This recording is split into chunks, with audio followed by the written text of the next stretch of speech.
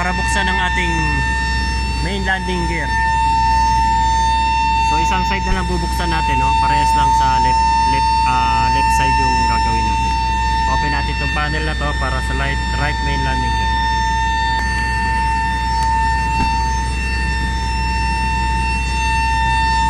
Clear natin ang area. Area is clear. Now, area is clear. Now, we remove the pin.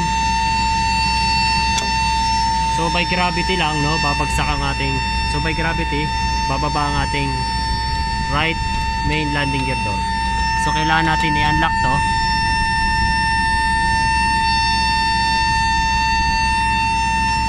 Unlock.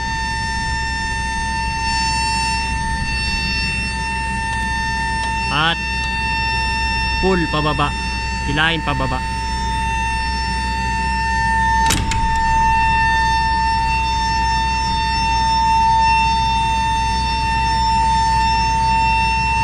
Okay, now we need to lock this handle.